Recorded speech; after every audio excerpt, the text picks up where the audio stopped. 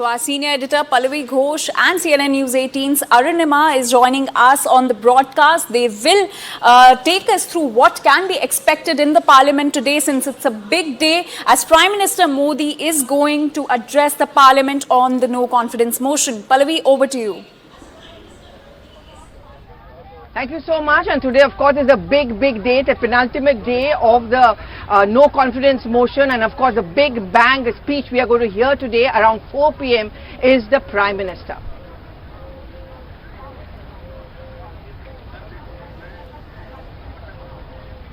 Okay, so we have Arunima with us. And of course, we've got Aman, we've also got Payal, and all of us have been covering Parliament on a daily basis. So, Aman, just a quick word from you. The Prime Minister, it's clearly going to be an election and a campaign speech. Do you think that's what it's going to be? I think it will be a very strong speech. Also, if you see what happened in 2018 at the confidence motion, that the PM really laid out his governance agenda ahead of the 2019 elections, I think we'll see a similar kind of speech. I think the pitch will be strongly on what all his government has done so far, and I think the point that Amit Shah made yesterday, Pallavi, that the opposition may not have any confidence on the government, but the public has full confidence on the government. So I think that is a line that the PM could also reiterate, and that may also show in the final numbers. When the final count is and the voting is done, if the government notches up the number which everybody is anticipating, 365, 366, it shows a major big win than even in 2018. So I think that will be a major thing. Also, I think the PM will lay out his record that from the last 9 years, there is not even one corruption scam in the entire government. There is not even one taint of corruption on his government. The government is stable. It's a strong government. And what the opposition is promising here, I think the PM could also go into that, because he said that in the past, that people will vote for a strong, decisive majority government, not for a coalition khichdi government, because the country has maybe moved on from that in the past few decades, and now the country is looking toward a decisive government, a government which acts in national interests, as what the Modi government has done. I think that could be the speech, and also all briefing on because he mentioned that earlier, the economy part, that how the India is now the third largest, could be the third largest economy in the world very soon. I think going into that direction, that the country is doing well on economy, country is doing well on national security, country has a stable government, and the country has, more importantly, a corruption-free government. Okay. I think these are the major pitches that the PM could make in his speech today. Right. Payal, do you hazard a guess, since you were there in the press gallery? In all likelihood, you will be in the press gallery again today. You think he will let Rahul Gandhi get away with his speech? Because in the past, every time there has been a direct confrontation on the floor of the House, Prime Minister has, to quote his party MPs, taken Rahul Gandhi apart. So yesterday, whatever he said on Manipur, most of it has already been spoken about by the Home Minister. But when the Prime Minister intervenes, how do you see him targeting Rahul Gandhi and the TMC and the DMK? Well, of course, the Prime Minister is unlikely to name Rahul Gandhi and give him any publicity, but he is most certainly going to attack the opposition very clearly ahead of 2024. Now, the Prime Minister has often said that it is Modi versus who, Modi versus everybody as well. That is the challenge that he faced in 2019, that is the challenge that he faced in 2014 as well, and 2024 is not going to be any different. But he will attack the opposition and say that this is a government which is taking on the corrupt, this is a government which is taking on the diners, and this is the government which is taking up people who are essentially doing whatever they can for their vote bank. So, in the past few days, when he's had these cluster meetings, he's attacked the opposition. He said that these opposition parties have come together. They did not allow Pranab Mukherjee to become the Prime Minister, did not allow Sharad Pawar to become the Prime Minister. The same people are rallying together to defeat one Modi, but that's not going to be possible. So that's the line of attack that you'll actually see the Prime Minister really take on, and it's going to be quite a fiery speech. Now, yesterday when the Home Minister spoke, Arunima, that was the longest speech of his career. It was 2 hours and 13 minutes and probably the fourth or the fifth longest speech during the no confidence motion. So we can expect at least something larger, something bigger with a larger message. The record will be set. We are hoping to sit in the gallery for a longer time, I think. But what are the chances really? Because today the eyes are also going to be, and I'm already seeing those early morning tweets coming in from the Congress leaders where they are saying, look, it's a win-win for us. And I saw one from Derek O'Brien also saying that, we forced the Prime Minister to come inside the Lok Sabha and take a part of the motion and also, speak on the last day of the no confidence motion. But Aman, he was not there. Okay, before we go back to Aman and Payal, there are some political reactions which have of course been coming in. Let's listen to all of them. गृह मंत्रालय का सवाल, कानून व्यवस्था पे देश के गृह मंत्री को वो कोतवाल से संज्ञा दे रहे हैं। ये कांग्रेस पार्टी का चेहरा उजागर हो रहा है। उनकी सरकार में नस्ली हिंसाएं हुई, 500 से ज़्यादा लोग मणिपुर मारे गए, तो गृह राज्य मंत्री ने जवाब दिया था। यहाँ गृह मंत्री जवाब दे रहा है और जिस तरीके का आचरण कर रहे हैं पूरा देश देख रहा है। क्योंकि आज जिस तरीके से 2.25 घंटे गृह मंत्री ने आज सदन में उनके अविश्वास प्रस्ताव पे जवाब दे दिया, इससे साबित हो गया कि केवल विपक्ष में अविश्वास है लेकिन देश की जनता का विश्वास मोदी की सरकार के साथ है। सफलता से ऑपोजिशन का एकमात्र कारण है सभी जगह दुनिया में no confidence motion which the NDA led by Honorable Narendra Modi ji cleared with a large margin.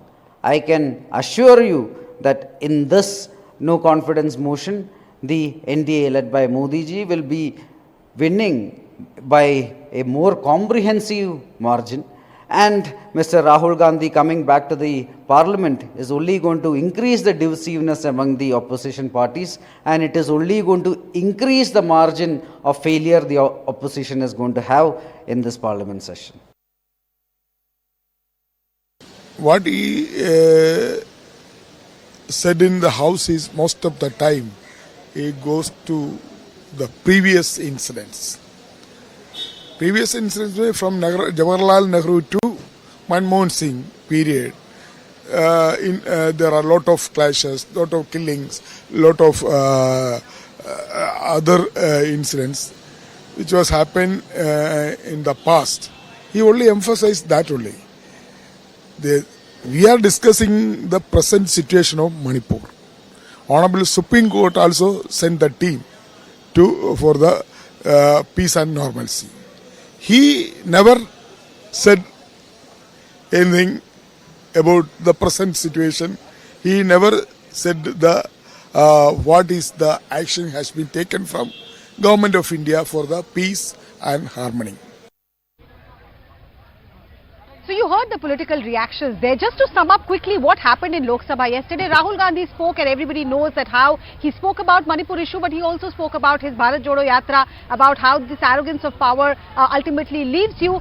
Then came the counter-attack from Smriti Irani, listing out the government's achievements, criticizing the opposition for unnecessarily targeting the government, and the final, slog over batting came from Home Minister Amit Shah, who listed out not just government's achievement, carried out political attacks on the India alliance, but then also gave categorical answer on Manipur. Why was CM Biren Singh not changed? He said because the CM was cooperating. What are being done to keep Manipur calm? But Pallavi, today when the Prime Minister speaks, will Rahul Gandhi be there to listen to him? He had been insisting that I want to speak only when PM is there. Well, I guess I don't know. I mean, can't predict Rahul Gandhi completely. But I just want to go back to Payal on this, because Payal, you were the first one to report on the flying kiss, which has now become the hallmark of Rahul Gandhi's bhashan of yesterday. And very much like the brink of 2018. You broke that story, yes. 2018, like the brink of 2018.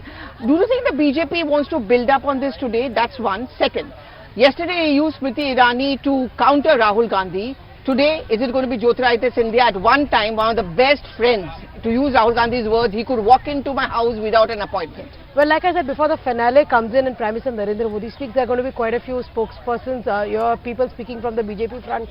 What the BJP has been saying, Pallavi, that even if they've given the opposition enough time, but the opposition, it seems, does not have good enough leaders. And you saw the kind of fun that Amit Shah was having at Adhir Ranjan Chaudhary's call, saying that we'll give you our time, don't worry, don't interrupt my speech. Having said that, yes, there's Nirmala Sitharaman in the ranks. There's of course Jyotiraditya Scindia, who's going to rub the Congress the wrong way, given the fact that you have Madhya Pradesh elections also. There's Bandi Sanjay, who's going to be speaking on behalf of Telangana with the Telangana elections.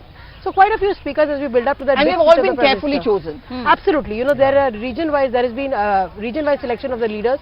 There has been a selection of leaders keeping in mind that women need to speak, women need to be given a platform. Kiran Rijiju was one such choice because he's one of the tallest leaders as far as the Northeast is concerned. So a lot of thought goes into what the BJP does, unlike just randomly coming up with it. Does that really make a difference who becomes your speaker? How do you choose your speaker? Well, it seems BJP has invested more time and effort in that, clearly. If you see the choice of the speakers from the BJP, as Payal was saying, the top ministers, a lot of women faces also, many, I think close to 5 to 6 women faces are there amongst the speakers. So I think BJP is allotted its time maybe more judiciously than the Congress, when Rahul Gandhi's speech, from many are saying maybe was not that impressive yesterday, compared to his past speeches. What Rahul was speaking a bit more, Pallavi, about his Bharat Jodo Yatra, which is also spoken about earlier in Parliament. So was the no confidence motion really the platform to speak about your own Bharat Jodo Yatra.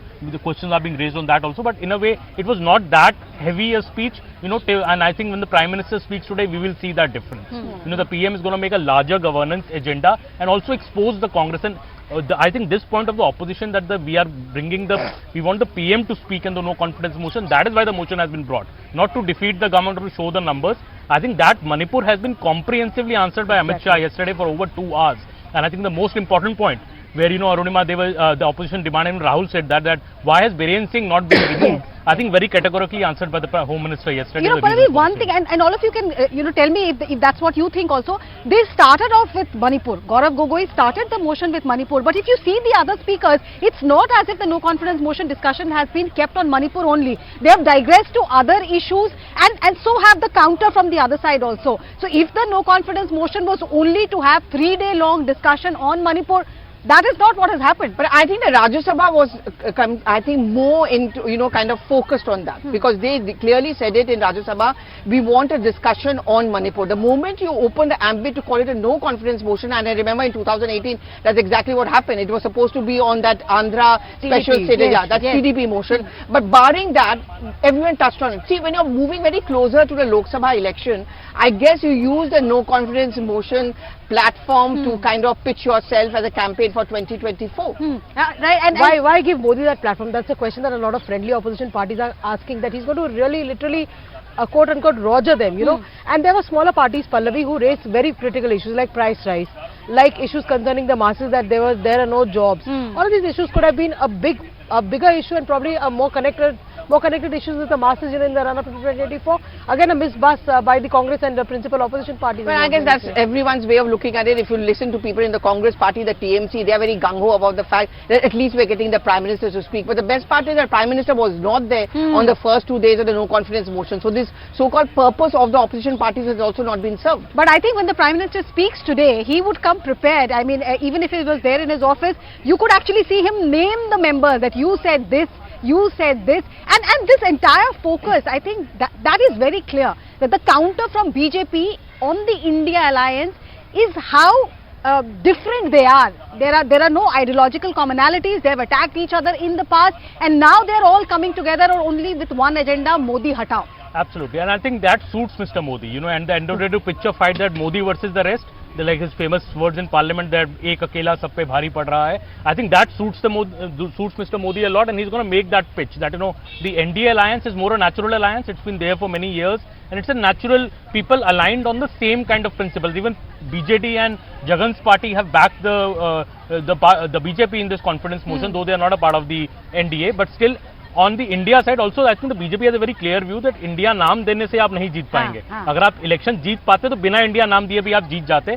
तो जीतने के लिए what is the magic mantra to win the Lok Sabha election? I think the BJP is very clear about that, and I would even hazard that and say that the return of Rahul Gandhi in fact helps the BJP here. To put the focus on Rahul, because that is the time and tested formula that the BJP knows the rule book on how to defeat Rahul Gandhi. They've done it twice in 2014, 2019.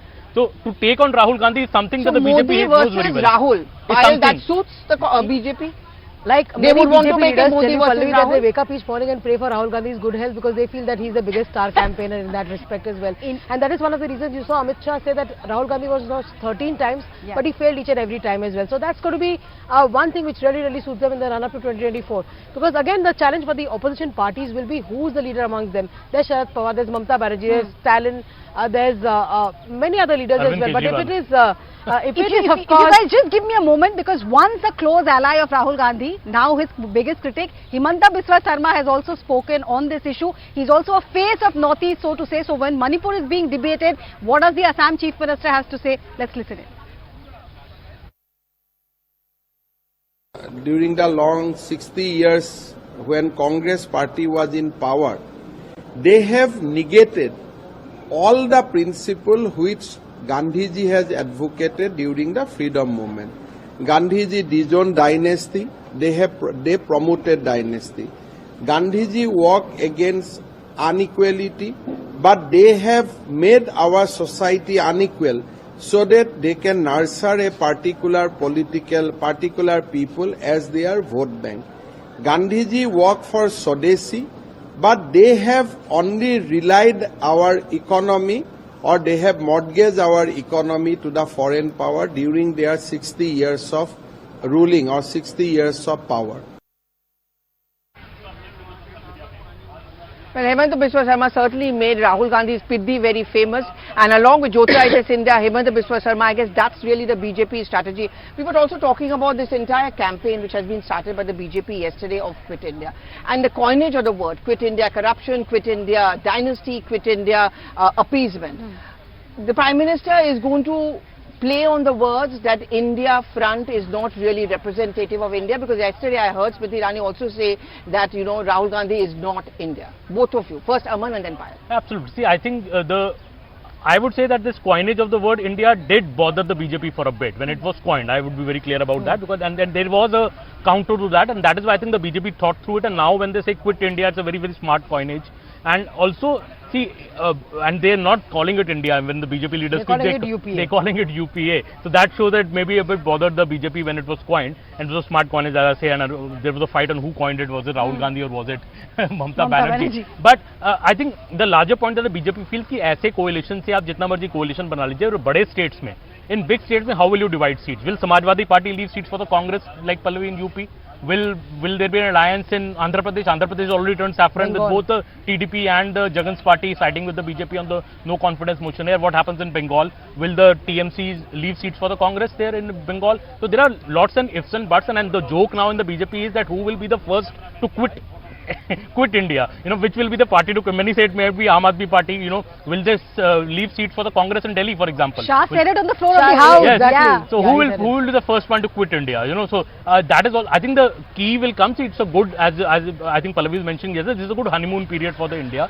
This parliament session is going to be over. The real test will come when the seats start to be distributed, maybe after the assembly elections in December, when the alliance sits together कि अच्छा किसको किस state में कितना seat लड़ना है. I think that is when we will see the friction coming in. Obviously, I think the return of Rahul Gandhi to Parliament. You know, the Congress is more enthused, Pallavi, now, in a way that now they want Rahul Gandhi to be projected as the big leader, maybe the PM face or not. But still, I think that will make the other allies also a bit uncomfortable. Congress playing big brother now. That, you know, we are the leader of the alliance. I think at least yesterday the opposition parties were happy to give Rahul Gandhi that space yesterday. But you're right. I wonder till when this honeymoon period, right? But you know this. But if you're saying the BJP is unnerved, Payal, I think even the India front was a little bit unnerved, because then they started adding this tagline, India jeetega Bharat. India versus Bharat. Is this one chink which the BJP wants to play up on? Well, the BJP certainly is not going to play up to that. They are not going to fall into that trap. They continuously call them UPA. The Prime Minister, at least on 7 occasions in the last 10 days, has said that India does not stand for India. India does not stand for anything else which is good for the country. They stand for the corrupt. They stand for the dynasty. They stand for people who are arrogant. They stand for people who have family ambitions. So that line of attack will continue, and that's the reason a conscious call was taken that naam badalne se kuch nahi hoga. Naam badalne se, I remember day before yesterday when the Prime Minister was speaking to the Maharashtra MPs, he said, दुकान में सामान वही है, नाम बदलने से कुछ नहीं होता है. And another minister in the government who I shouldn't be naming said that the only thing is that, you know, once you become bankrupt, जब तुम दिवालिया हो जाते हो, तो तुम्हारे पास कोई option नहीं होता अपने नाम का बोर्ड बदलने का. In fact, you know, Amit Shah mentioned this on the floor of the House yesterday. That was suggested by another senior member. Yes, he said this. What did he say? Why UPA is now being called India? He said, like Payal is mentioning, A, if you go bankrupt, B, because there are so many corruption allegations, and if you see that part of Lok Sabha discussions yesterday, the entire treasury was cheering him on when he was saying Commonwealth Games Ghotala, UPA. And just to interrupt, I'm sorry, but the BJP little ad they came out on the social media about a student who is failing in his exams, so the mother decides to change his name in the hope he clears the exams, and he didn't. Yes. And then they say, no, 12 lakh crore ke baad he said, I've run out of time and I can't calculate anymore. So I think when they go back to the people in the run-up to the 2024 election, what do you think? Will it be Quit India versus India slogan, or will it be UPA Ghotala like they are saying versus India? What would be the main slogan? You think? I think the BJP, when they go up, they say that, you know, jo bola so kiya, you know, that kind of a thing, because the Prime Minister says that he has not had any corruption allegations. This government has worked for all strata of society. Sabka Saath, Sabka Vikas, Sabka Vishwas, Sabka Prayas is what has been the slogan so far. Let's see if there's any more additions. You can never know Narendra Modi's mind. He comes up with these names that nobody can even think of. For example, calling Jan Vishwas Bill Jan Vishwas. And I was given to understand that was said that if you don't trust your own citizens and they won't comply, then who else will you trust? So naming is something which you can't even predict what Narendra Modi will come up with, but it's certainly going to be on a positive flank, saying that we've done whatever we could have done. There's nothing that these opposition parties have to offer except for their family and their family corruption. So here it is, and Narendra Modi will become the Prime Minister yet again. That has been said by Amit Shah, that has been said by Smriti Irani, and a multiple of ministers who've been speaking. Okay.